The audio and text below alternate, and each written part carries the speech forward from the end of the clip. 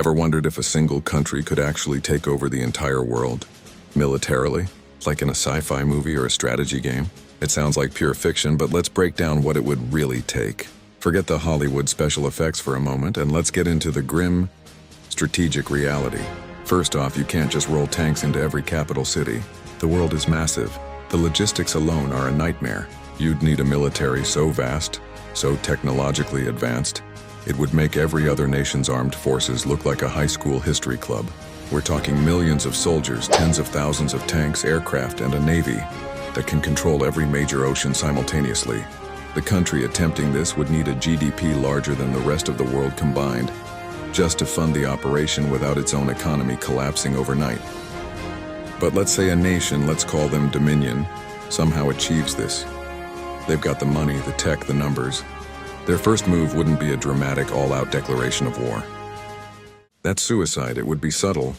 They'd start by destabilizing key regions. Think economic warfare, cyber attacks that cripple infrastructure, and funding proxy wars to weaken major alliances like NATO from the inside. They'd create chaos, making themselves look like the only stable power in a world on fire. Phase 1 is the silent war. Dominion's elite hackers would target global financial markets, causing a worldwide depression. They'd shut down power grids in enemy capitals during the dead of winter. They'd use AI-driven disinformation campaigns to turn citizens against their own governments, fueling civil unrest and protests everywhere. While the world is distracted, pointing fingers at each other, Dominion's military is quietly and strategically positioning itself. Their navy seizes control of critical maritime choke points, the Suez Canal, the Strait of Malacca, Panama. Suddenly, global trade grinds to a halt, controlled by one nation. Now for the twist. The real invasion isn't just boots on the ground. It's from orbit. Dominion would have secretly developed a network of space-based weapons. Think rods from God. Massive tungsten rods dropped from orbit, hitting targets with the force of a small nuclear weapon but with no radioactive fallout. They could neutralize any country's entire military command, nuclear silos and air bases within minutes. The world would be disarmed before they even knew what hit them. With global command structures obliterated, the conventional invasion begins. But it's not a slow, bloody crawl. It's a lightning-fast shock and awe campaign on a planetary scale. Robotic drone armies controlled by a central AI would swarm cities. These aren't clumsy robots, they're fast, lethal, and they don't feel fear or fatigue. Human soldiers would follow, but primarily to secure and pacify, not to fight pitched battles. The resistance would be fierce but disorganized.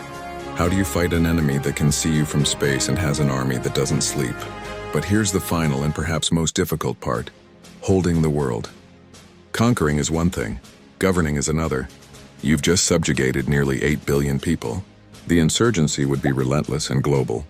Every street corner, every mountain, every forest could hide rebels. It would be a planet-wide guerrilla war that would bleed even the mightiest empire dry.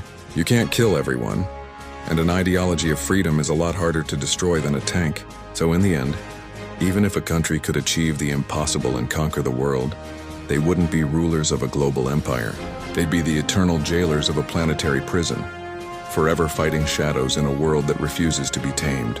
The ultimate military victory would lead to the ultimate unending defeat. The price of ruling the world would be losing their own soul, and probably their entire nation in the process.